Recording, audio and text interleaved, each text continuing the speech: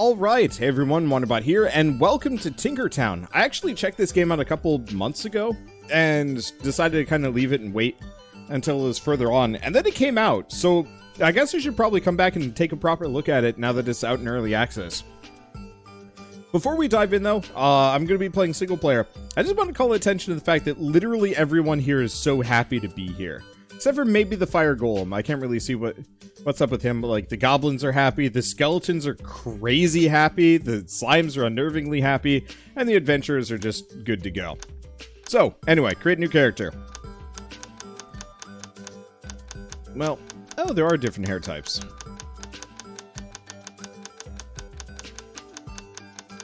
Not too many. Anyway, I think I'm gonna be hot pink. And, oh, sweet. I can be full-on Smurf man.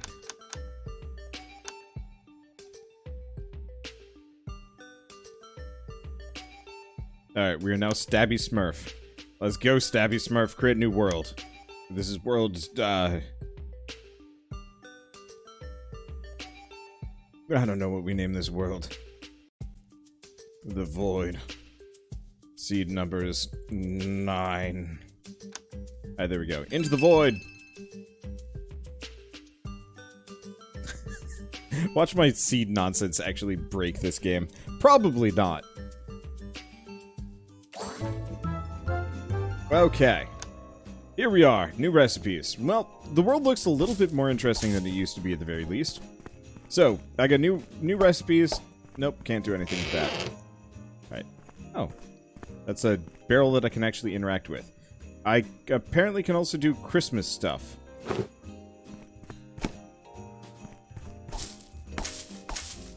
How do I... Okay. I gotta...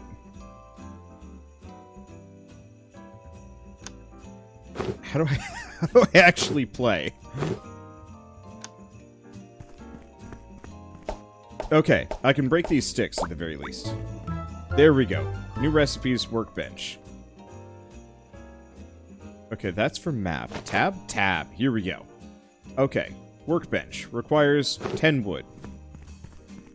I guess I'm gonna go just wandering around looking for trees. Turn down the sound effects a bit. Oh, yeah, go figure. Yeah, you like the Christmas music. It ain't bad. I'm always a little wary, I guess, of games having Christmas music in them. Because it's oftentimes licensed stuff, and that's not exactly great for me. But yeah, why Christmas music? Well, I mean,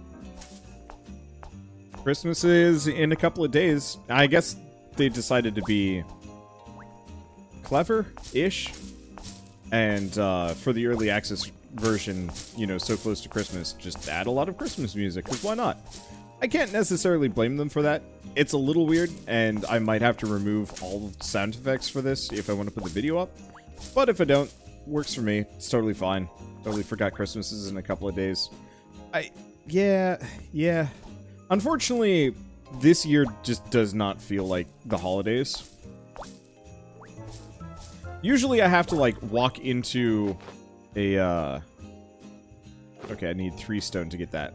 Usually I, like, walk into businesses and they're all just, like, super Christmassy. I haven't left my house in gosh knows how long. It was, like, sometime in November. Or is it October? I don't know. I literally have not gone outside except for to get my mail. Which, it's, been a bit.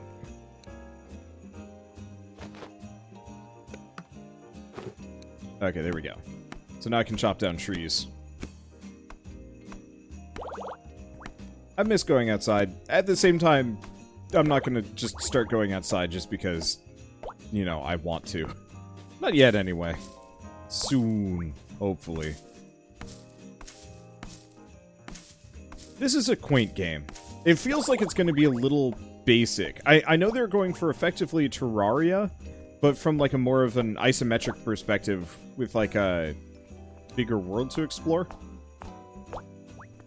I like the idea of it. I think the biggest fear with the game in its current state, from what I remember from the demo that I had played earlier, is just lack of available content. But I think that's really just rectified by more development.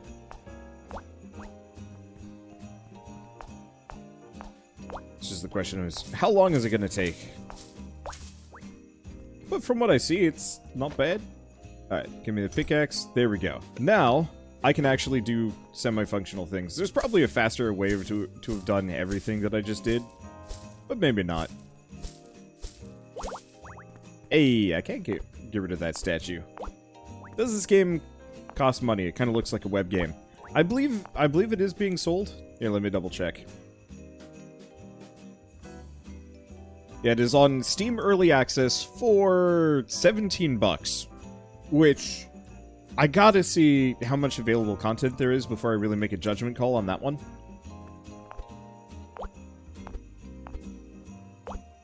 Because, realistically, like, Terraria, when it first came out, really didn't look like much. That was very much one of those just, like... I'm not going to say it was a bad game, but when it first came out, it was rough around the edges and not much to look at. And it got a lot better over the many, many years. Yeah, first look is don't starve without the horror. Or really as much of the survival. I think you mostly do food items for healing. And not just for health.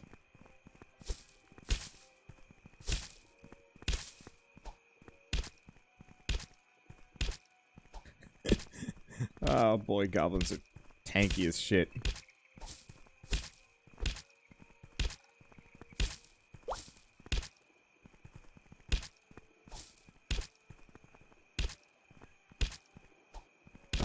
There we go. Okay, so I can make a furnace. I can make a workbench. Make wooden planks. Oh, for bridges. Well, that's really cool, actually.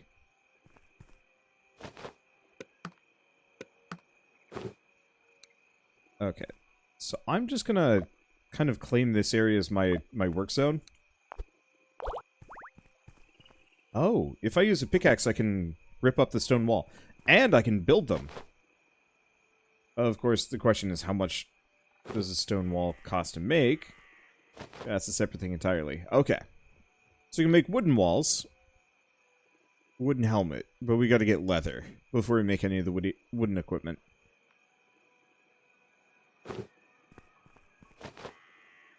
Okay, here's where I make stone wall, which is just actually incredibly cheap. Cool.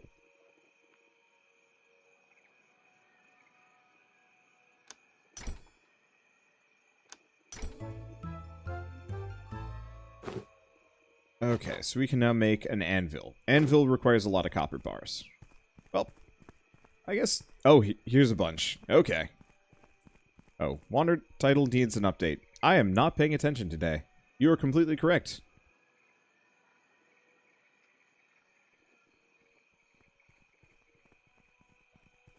There we go. Done. And the goblins have found me. Maybe not, actually. Unfortunately, they're defending the copper ore.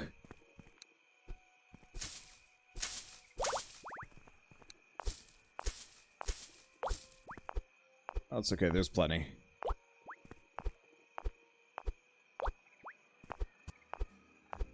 Let's see, wasn't there not even a wall of flesh in the original version? Yup. Yeah, back when I played...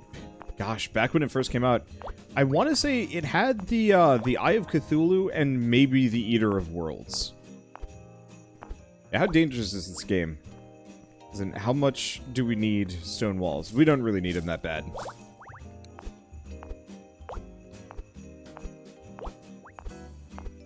Like, the goblins aren't that dangerous.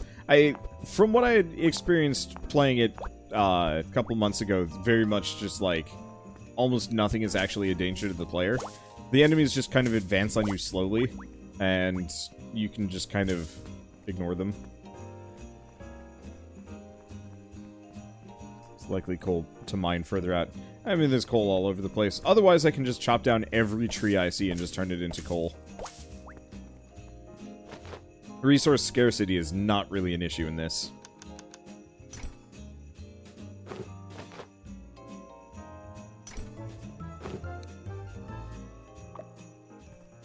Okay, so now we can make copper pickaxe, but we need a lot more copper bars. Shovels, iron helmet, equipment, green stuff. If I remember right, there was something about string. Bow. Needs 3 string.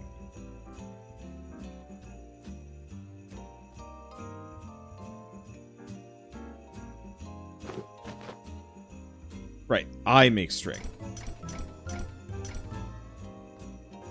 So there's the outfitter.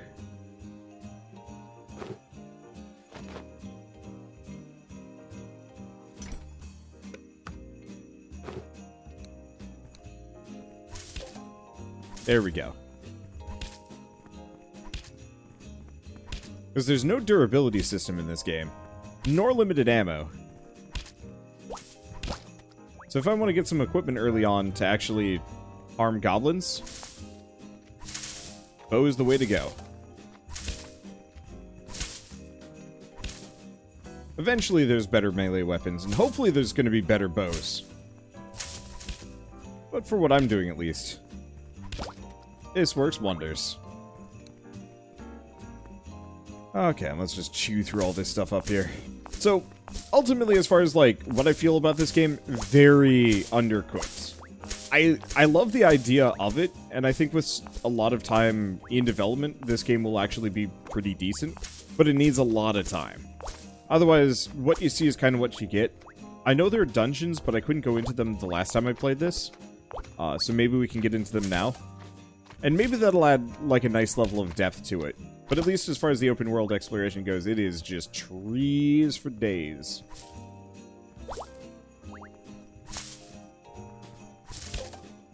I like the Christmas music, though. It's very pleasant.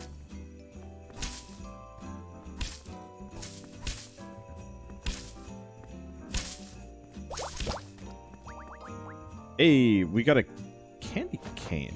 Okay.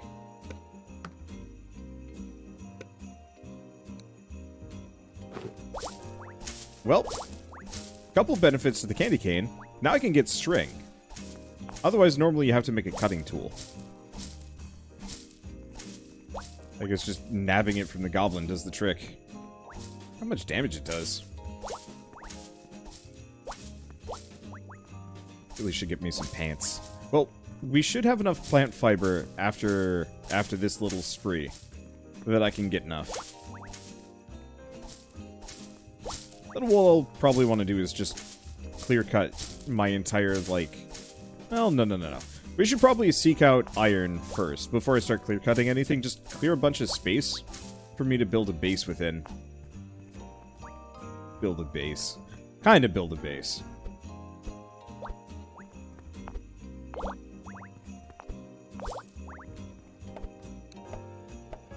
Oh, pickaxe is better at taking down the banners. Alright. See, wonder you're gonna watch the next Log Horizon series when it airs next month. Probably. I have weird mixed feelings about Log Horizon, if only because the author keeps getting caught for tax evasion, which just feels kind of weird to me. I realize, like, that doesn't necessarily mean the author is, like, a bad person, but it's just, it's weird, and it's, I guess, partly from my perspective, I'm a fan of a couple of series that go on hiatus for long periods of time due to their authors being, I'm not gonna say terrible, but, like, what's a good example? Well, Hunter x Hunter and or, Berserk. Two pieces of, Japanese media that I absolutely would love to see finished, but their authors will probably never actually complete them. And so I got really invested in those.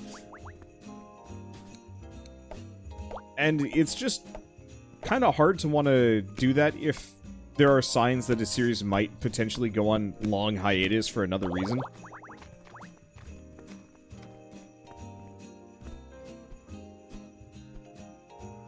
I can't use this, right? Yeah. So instead I will destroy it. Okay, so I got a bonfire, so maybe I can use it.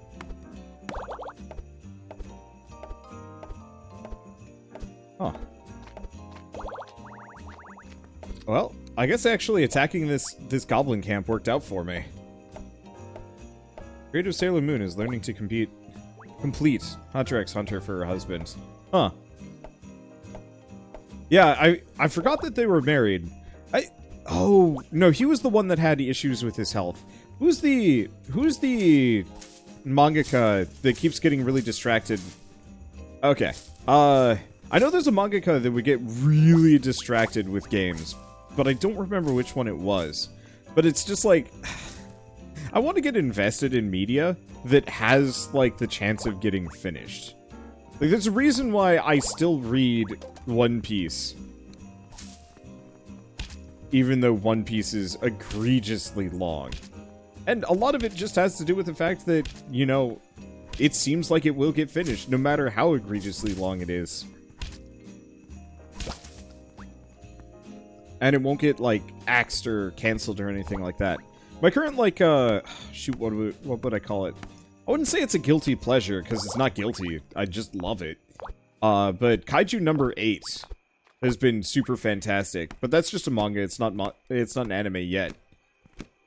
But that's one to keep an eye out for when it hits, the anime stage, because I think it's going to be fantastic. And people are going to love it.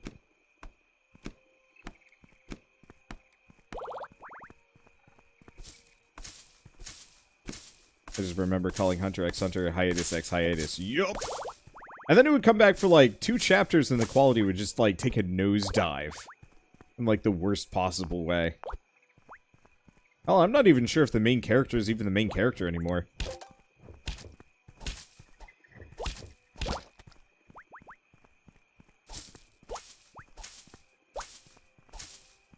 There we go. Okay, so we want to make an outfitter.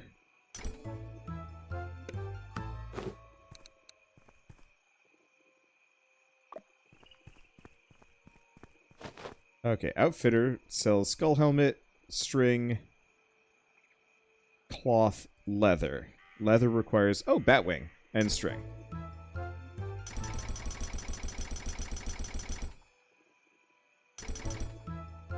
Fancy flag. Some leather armor. I don't know how much of this I need to care about.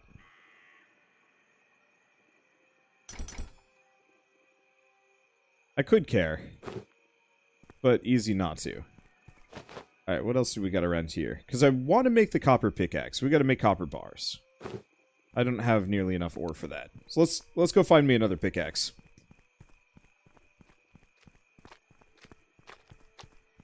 I guess I'll grab the copper.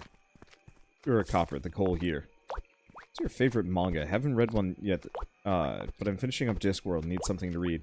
I mean, the one that I will always rep when it goes by is Dining in Dungeon and or Dungeon Meshi. It's the same series, but it's called both. I think Dining in Dungeon is the westernized title. But that one is fantastic. It reads like a bit of an over-the-top D&D dungeon crawl. And it avoids a lot of the, like, sorry. It avoids a lot of the, like, really annoying, and really common tropes of just, like, fan service and poor writing and mediocre characters. And, like, it's just a legitimately good series. Otherwise, if you want something a little bit more generic, there's always, like, My Hero Academia. That one's always really good. Definitely a little much on the overpowered main character, but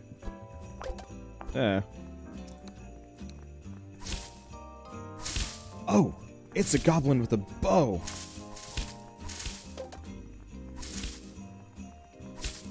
I'm not equipped to deal with this. Sucker hurts too.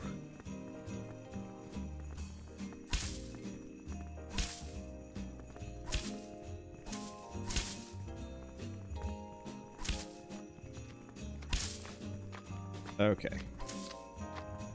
This is why I need better equipment. so I can actually kill these guys in a reasonable speed. I love manga, but conversations on it gets really toxic, depending on the conversation. Totally understandable. You can get them to friendly fire each other! Okay. Well, that makes my life easier. So as long as the candy cane goblin is between me and the archer goblin... Ow. Yep. Killed his buddy again. There we go.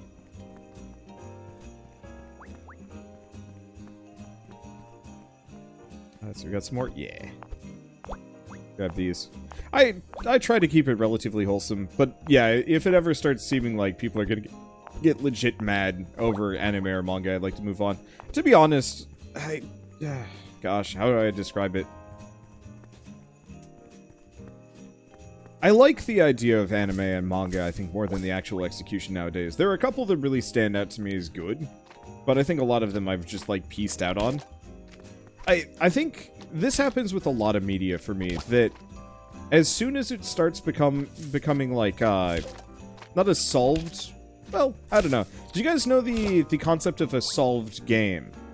Where, for chess, for example, there are generally agreed upon perfect moves that players can make. And there's some amount of variance and, like, using tactics here and there, and I'm sure maybe it's not actually that solved. But a solved game is effectively one that, like...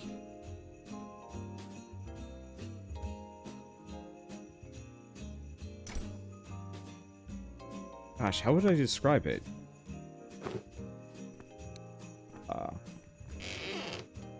gonna just move the totem pole and the stone pickaxe over. Okay. But yeah, when it's so generic, it's ridiculously predictable, pretty much. And so the one problem that I've been running into with a lot of anime and manga now is, yeah, a game where you can determine the outcome for the first move. Like tic-tac-toe. Yeah, tic-tac-toe is probably the better example. But tic-tac-toe is a game that there is no more variance, and there's no, like, wiggle room for new strategies or new ideas, apart from, like, verbally psyching out your opponent, which is just silly. Connect 4 is a solved game. Okay. And so I realize this isn't quite the right way to describe it for anime, manga, or games, but with a lot of media, especially entertainment media, there is kind of a formula that a lot of it starts falling into after a certain point that I would consider to be solved.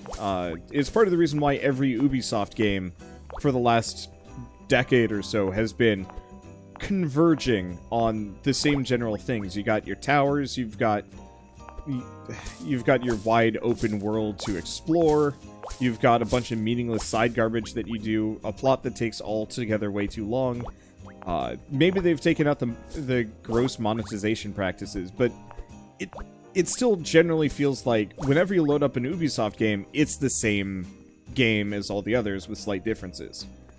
The same thing with pop music, that, you know, there are definitely new trends that will arise, but there was a video I saw a long time ago called the 4 Chords of Awesome, or the 5 Chords of Awesome.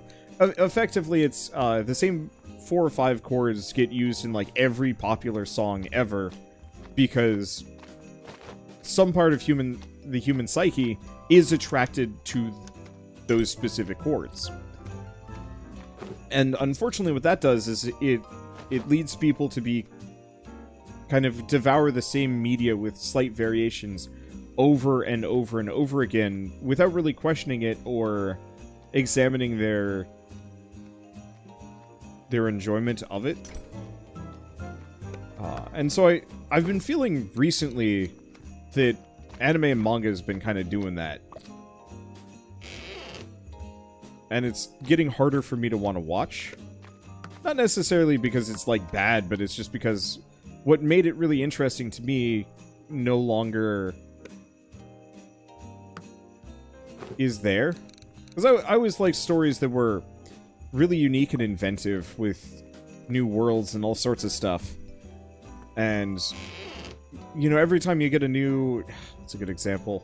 Well, I mean, every time you get a new, like, SAO or something, you suddenly start seeing a lot of similar-ish SAO-esque, you know, series that start popping up. Isekai in general just became extremely bad. I think it was always bad, but at the beginning of the trend, it at least felt fresh. How much damage did that do? Not much. I really need to get a better weapon. These goblins are mostly dangerous because I can't hurt them. The 4 Chords by Axis of Awesome. It's available on YouTube right now. Yeah. And it's like, I respect companies' desire and need to make money. But after a certain point, I see the, like... I guess when I'm, like, consuming a piece of media, if it feels too formulaic to me, it's just kind of like, yeah, but I could just go back and, you know, go watch this other thing that I liked more or that was more interesting. That's a good example. Well, I mean, not exactly in the same vein, but recently Disney announced, like, a whole shit ton of new series. And I gotta say, some part of me is just kind of super disinterested in all of them. It's like, I'm sure it'll be good, but it's just... It feels directionless and made not for the sake of creating something interesting, but for the sake of expanding a media franchise. Wonders your character still naked? Absolutely. I don't need clothes. And that's part of the reason why I'm so, like, obsessed with indie games. Because there absolutely are the, like, shitty cash grab, tie-in, whatever games that, you know, clearly have no heart and soul and were just made to, capitalize on someone else's success. There's a deck builder roguelike that I've been asked to play repeatedly called, I think it's called Neoverse. And maybe it's a good game, I don't know, but it's effectively Slay the Spire but with sexy chicks. And just, like, anytime I see a game that does that, I'm just like, well... I've gotten at least a couple of contact emails being like, hey, you want to play Among Us but sexy? And it's like, no. Like, I'm sure there's a target audience for that sort of thing, and I'm sure people can enjoy that stuff, but it just feels gross to me. I'd rather my naked pixels be, indistinct and fresh and original.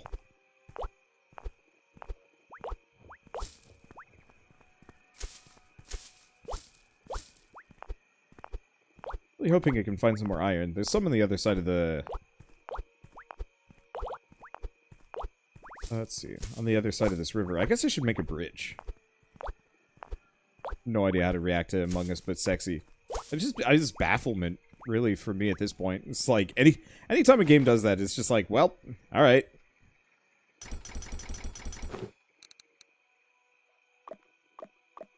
That's pleasant. Okay, that's how I get rid of things. Problem is, there's a goblin defending it. One problem I run into in certain games is, you know you have a bit of a combat problem on your hands when the enemies are not fun to fight. And so fighting them isn't that it's going to be hard, it's that it's going to be a slog.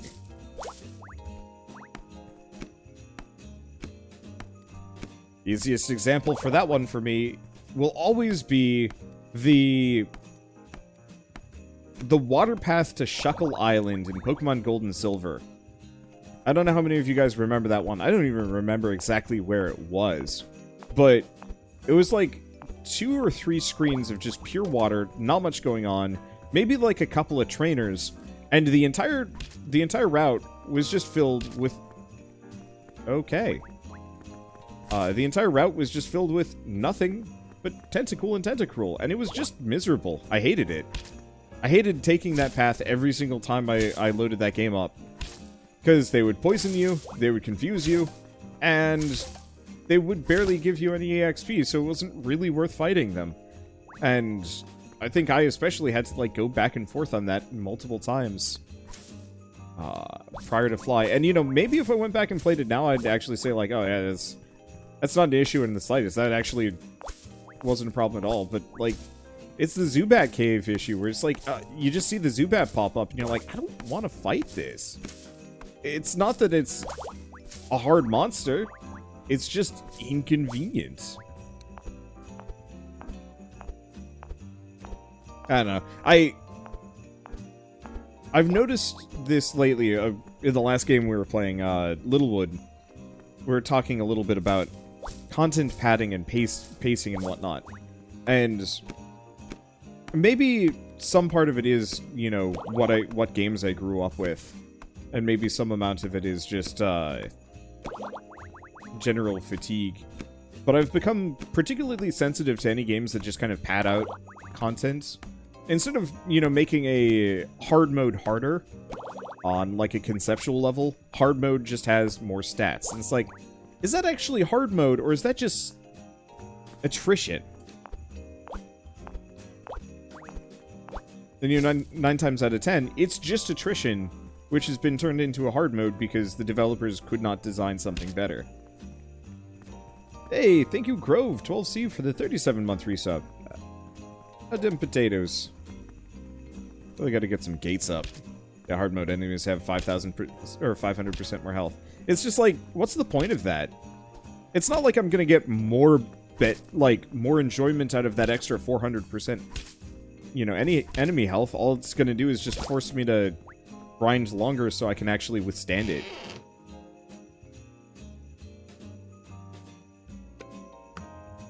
I'm just gonna have chests full of candy canes, because I don't have anywhere better to put them. Oh well.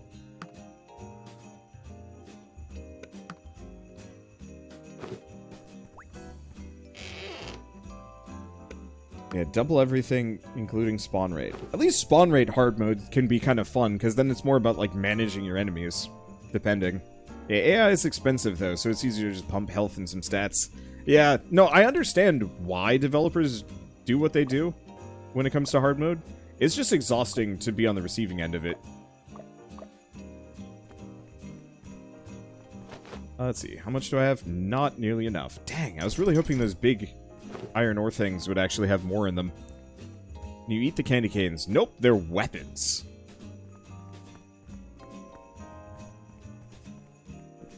Yeah, grind can be fun. It's just not fun if there's nothing that makes it stand out. Yeah. How many of you guys have been playing Cyberpunk this month? Because I played, well, I guess I'm almost done with it. The problem is I'm right at the cusp of the bad ending, and it's just like, I don't really want to grind, well, I don't want to do, like, a bunch of side quests just to be able to get the good ending, or even the, like, super secret ending, but at the same time, there's kind of the compunction to do so all the same.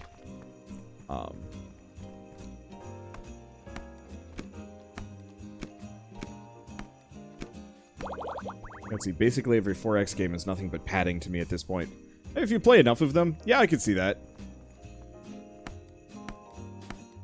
But I like Cyberpunk on a conceptual level. But whenever I play it, I especially like just doing the open world stuff, the combat was fun, and like I was enjoying exploring and just like running around shooting and stuff. But it really did feel like, huh, this world is too big for what it actually has in it. And one thing that kind of bothered me with Cyberpunk is that I played Fallout 4 X number of years ago. And it's weird. It's weird for me to sit down and say, I liked Fallout 4 better than something else, because it feels like heresy to say that, but I legitimately liked exploring in Fallout 4. They did a great job in making the world kind of interesting. That you just stumble into a house filled with weird people, and it turns out it's like the set of like an old noir television show, and you can get like the costumes and some other stuff in there, and that was really cool for me. And I'm not getting that out of Cyberpunk. There's like a little bit of that, but most of it is just like, go kill these guys, and I'm like, okay, go kill these guys, alright? Go kill these guys, sure thing. Go kill these guys, why? And so at this point, I just set my level to 50, and I'm just like, alright, I'm just gonna do whatever quest I need to do to get the final ending, and then just go play something else. And then I just didn't do that. Now I'm starting to play Final Fantasy 12.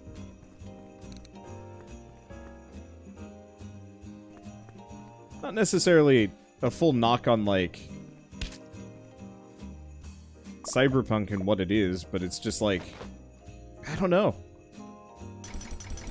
Content for the sake of content is not actually necessarily good game design. And that's been something I've been struggling with for a while. I call that Skyrim syndrome. Skyrim was the worst of it. Oh gosh. I love the idea of Skyrim, you know, just kind of this big expansive open world to explore. And then you start like doing it and you're just kind of like, "Oh, yep, it's just Radiant quests and the same locations." The drop in quality from main quests, side quests, and open world stuff makes me think a lot of the time the open world was an afterthought or forced in late dev. I think it's just one of those where people expect open world in big games nowadays. But all of my favorite games over the past, you know, couple of years have been games that aren't open world. Or it's a very limited open world. Maneater is quite possibly the best open world game I've ever played, and is completable in 10 hours tops. And when I say completable, I mean like 100%. Okay. Do I want to get a better sword? Can I get a better sword? Iron sword. Yes. I'm going to get a better sword just so I can actually chew through these guys a little faster.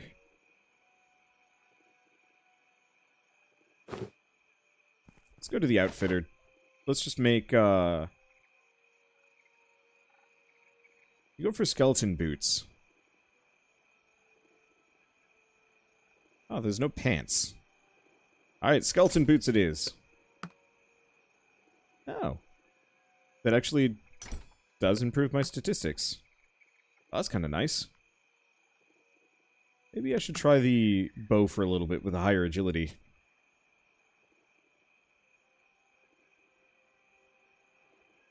Okay, I don't have any more bats. Well, here we go.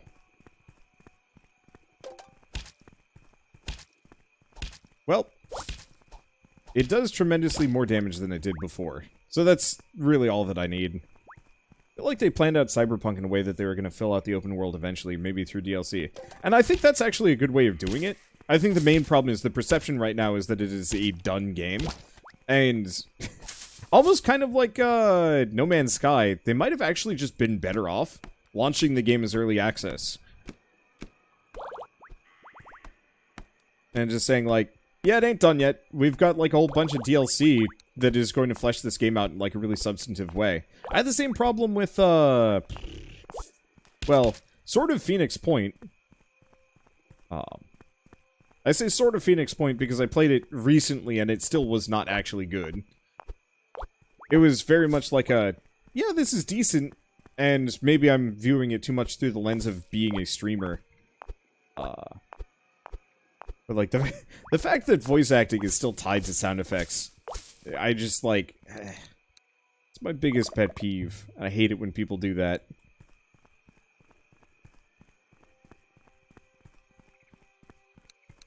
Okay. Bring back the Christmas music. Weird and lonely without it. In a lot of situations, Cyberpunk doesn't engage in the themes it's using. Like, Relic bad because forced on Johnny and V. There's no discussion on its existence outside that, except a little talk show segment. Yeah, I was really surprised by that. I need to do a video or something talking about Cyberpunk and my issues with it instead of letting it leak into other games.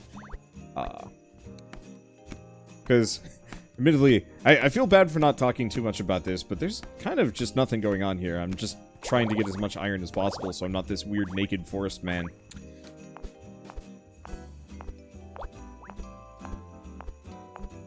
Let's see.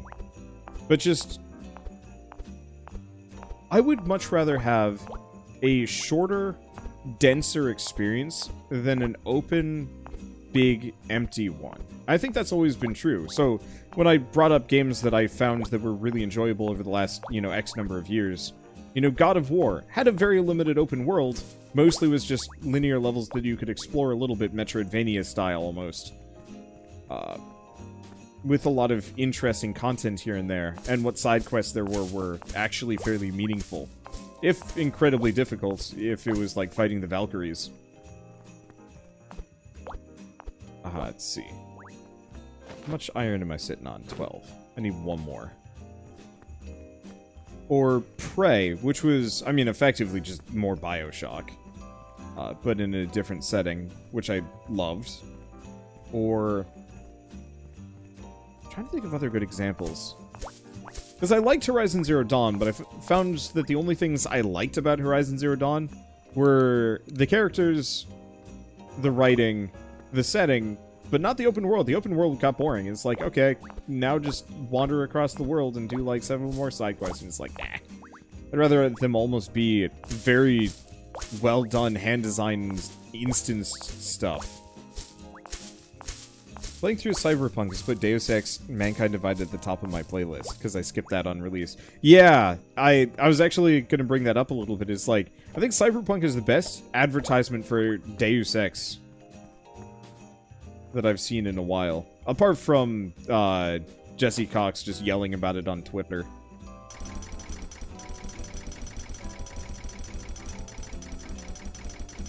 It's like, props for him for trying to convince... Is it Eidos? I think it's Eidos. Make another one. Hello. There's a new region. With snow dudes. I didn't know there were other regions.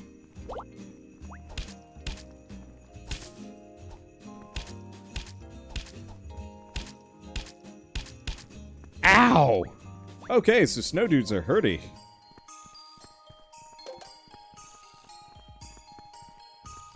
But here's the question. Are there actually resources in Snow Dudeland that are actually worth something? Actually, yes. Whatever this is, I can't mine that. Okay, so whatever resources are in Snow Dudeland, I can't do anything with them.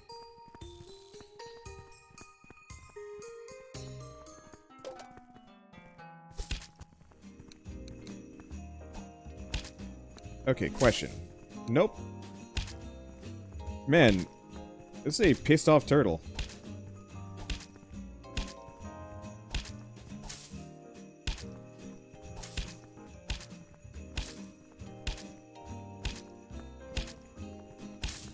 Okay. Well, I'm probably going to need an iron pickaxe before we go back to Snow Dudeland.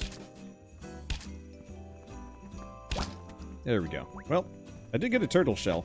Unfortunately, my inventory is full of junk. There we go. We got a turtle shield recipe.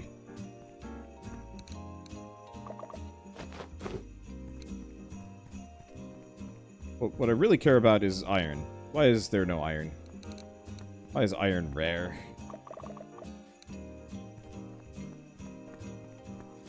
So what game is this? This is Tinkertown. It is a sandbox, kind of sandbox survival. I mean, effectively just take Terraria and put it on an isometric perspective instead of being side-scrolling. And that's really what this game is. It's very early in development, though, so do not expect nearly that level of complexity, depth, or amount of content. Is this still part of the lightning round? Yup. So I'll probably be switching soon. I was kind of hoping to get enough iron that I could get into another region. Now that I know that there is another region, at least, that's a bit of a relief. It means there's more content to this than I thought there was going to be. I always hate advertising for games where it's just like, there is approximately 3 hours of content in this game. It's like, why would anybody want to play this? Maybe if it's, like, real good. Oh, God, what's a good example? Well, game I played a couple months ago called Industries of Titan, which I should probably go back and just, like, do a video on and see if, like, they've added more and if it's more functional. But I remember playing that on launch day and being like, oh man, this is really cool. And then it was like, and you're out of available content to do. And it's like, wait, but like I just started. Yeah, oh well. And then it started bugging out because I kept trying to like do more in it. And it was like, ah. Reminds me of Forager. Yeah, if this could start pushing a little bit towards Forager, I would be so happy. But I think that's just coming from me being a huge fan of Forager.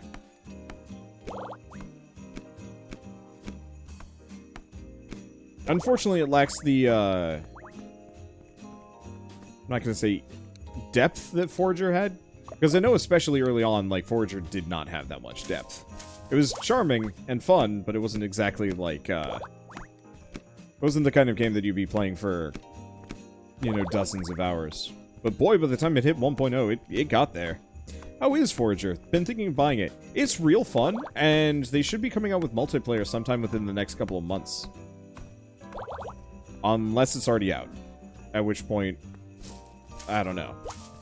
I know it's coming, I just don't know when.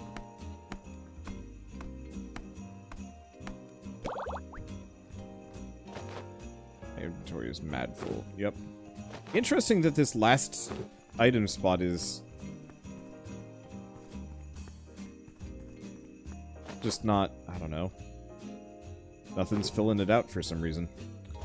Okay, let's start by making the copper bars and the iron bars.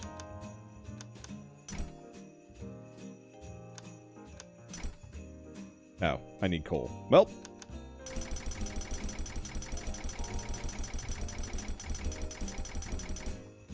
Maybe that was too much. Oh well.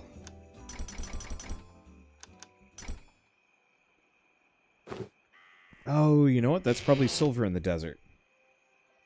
Let's go grab some of that wood that I left behind. If I can remember where it is. There we go. Well, I think I'm just trapped here for the moment. There we go. Okay, one way or another, I will say I went into this expecting it to be as thin as it was in the original demo. It's better.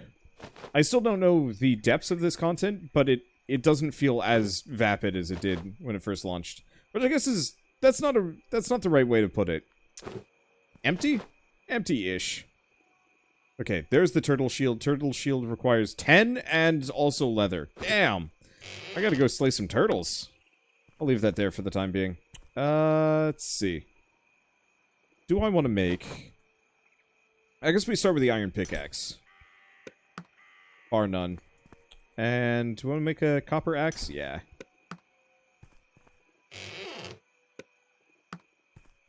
Go back over here. Can I make another crate? Wooden crate stack. Oh, but I need multiple wooden crates, which means I need more wood. Well, I got the better axe. It's a little bit better. I need a better crafting menu at least. Yeah, it's a little hard to navigate. It's not bad, but it's just like scroll up, scroll down. Having categories or some other stuff like that would probably help a lot. Let's just load up on wood for a moment.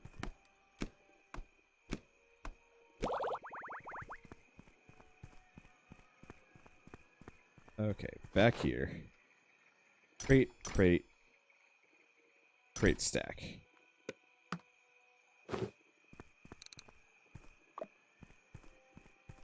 So crate stack has tremendously more... quick transfer? Dang. No quick transfer makes me a little sad.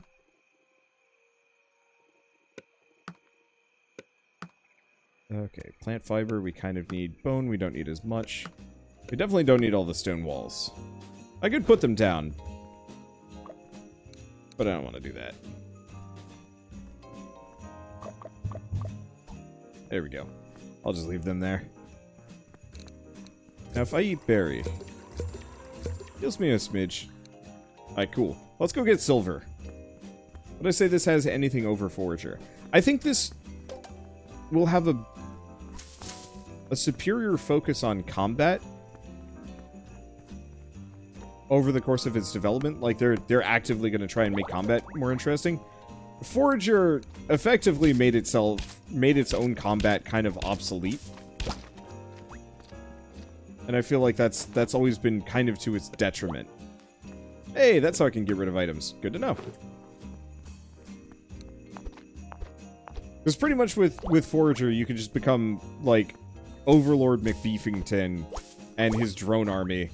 And then you really never needed to think about combat ever again, except for some of the most, like, high-end end bosses, and even then. And it was more about, like, automating the enemies to death than actually, having to try in combat.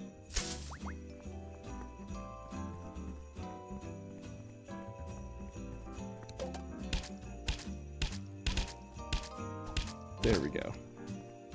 The Forager was a unique game in which it has a visible end, and I can get to that. Yeah. I mean, I'd say it. Like, I really enjoyed Forager, and most games are going to have trouble matching up with that. Was there a bigger map? I know I saw the desert over here somewhere. And then I just pieced out and left. But again, early access is early access is what it is. It's kind of one of those where it's like, I generally would not recommend early access games, period. Unless you really want to get it into a game at the ground level. Because I love seeing games develop. But it's kind of one of those where it's like, there's enough variety nowadays that it's a little hard to say, like, oh, okay, that's not lava. Worried for a hot second there.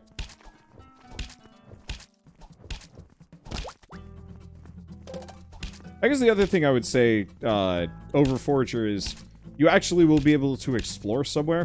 Forager didn't really have that. Forager was mostly just kind of like a... favorite thing. Getting mummies to kill their friends. Thank you, mummy. Fortunately, I don't think that dropped anything useful for me, but that's okay. Alright. Can I dig through this? Yes.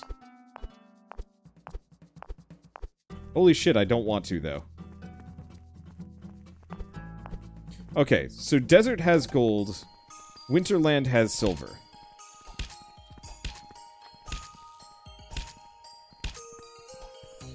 And potentially some iron. I'm noticing the blue rocks now.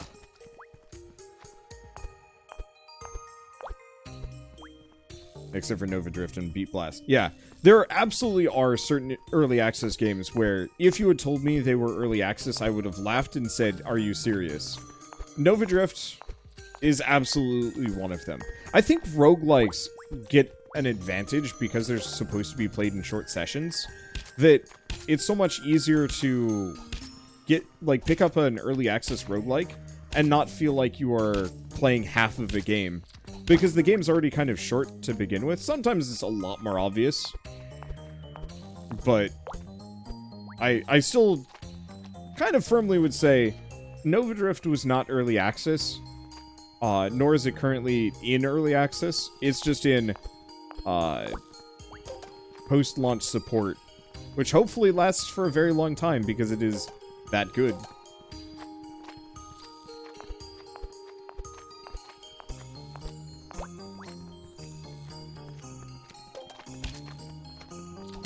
Okay, now to get the Snowman Trio to murder themselves. Because here's the trick. I don't do a whole lot of damage. They do.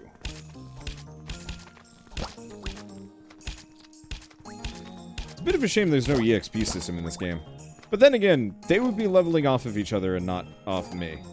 Excuse me, sirs. I need you to murder each other.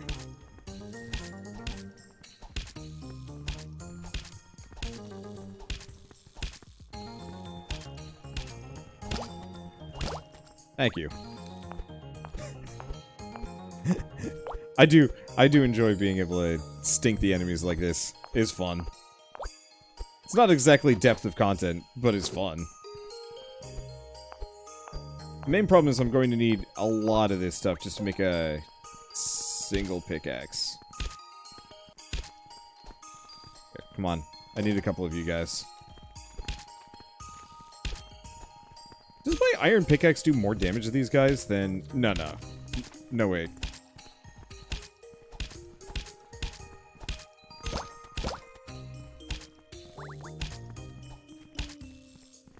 Okay, there we go. How much more silver do I got?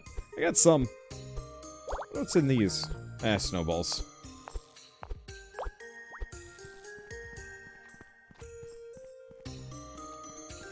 Wonder if there's friendly fire on the player's side.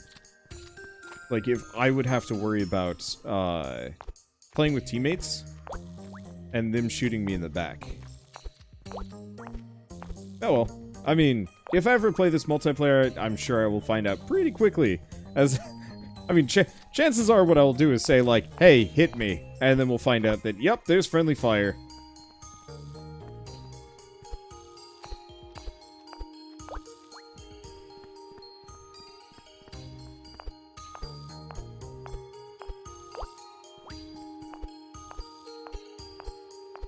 Now, here's the question.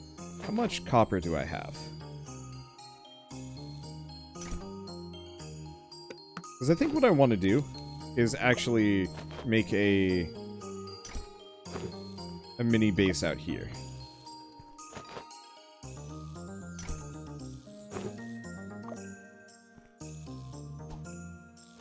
Sorry, wrong one. So if I want to make... I need silver.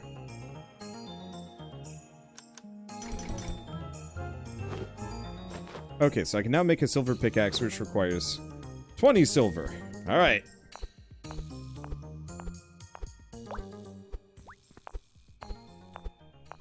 Let's see, Stumped was playing this. Don't recall there being any friendly fire. Aha! Advantages! Let's see, how much iron am I sitting on? I got 13. I might want to make the iron armor set. Mainly to avoid the damage, but I bet that also increases my strength, which would increase my damage.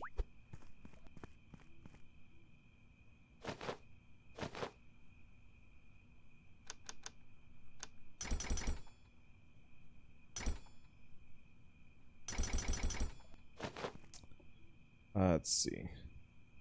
Can't believe it's almost Christmas. Quarantine makes everything feel so slow. Yup. Now I'm in the same general boat mentality. It's like, man, the hell are you? It's an ice specter. Okay, you're freaky.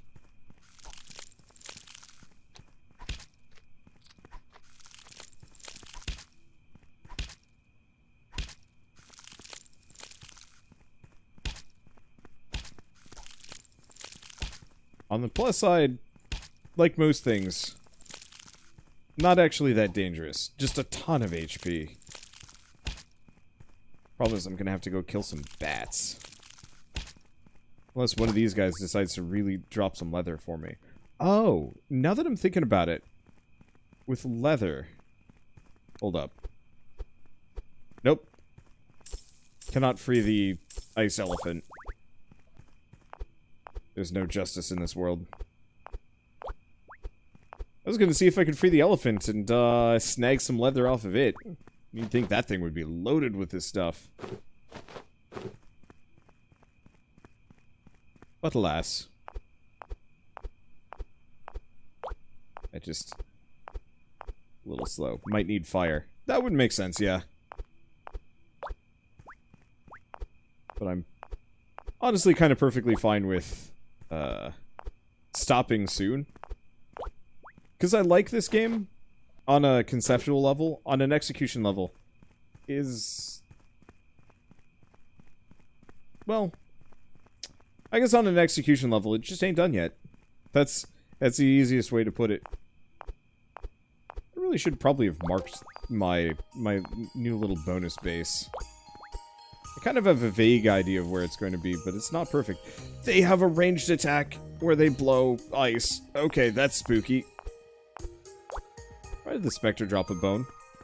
I don't know.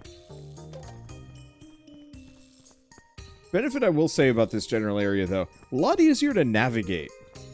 The forest that I spawned in on very much is just kind of like, how do I get through here? This is a mess.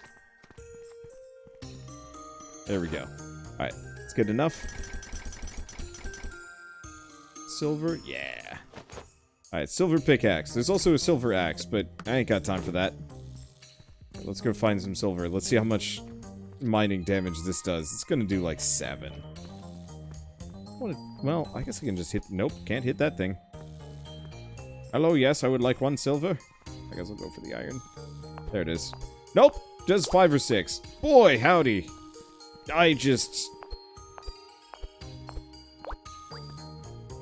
That's time consuming for no overt reason. Well, it's fine.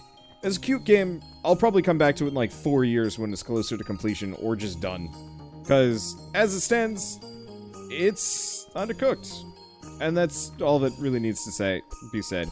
I'd have a faster swing. I can see that. But it's still like 10 hits to get through an iron ore. Okay, or more. And that, I don't know. Maybe if I was playing with multiple people and we could just chew through an entire, like, woodland real quick, then it wouldn't be so bad. But even then, would we need the resources? I don't know. I just like automating things, man. Give me some mining rods. Okay. Well, for now at least, I'm gonna leave it here. So for those of you on YouTube at the very least, if you guys like this episode in any way, shape, or form, leave me a like, helps more than you know. And if you want to see more, just random indie games, hit subscribe, because I got tons of them to get through, just every day, all the time. But I'm trying to get through as much as I possibly can. Well, you know, the pickings are a little slim during the winter months. Yeah, I don't know. I got like 3 weeks before I start getting buried again. So, I guess until then, thanks for watching. I'll see you next time.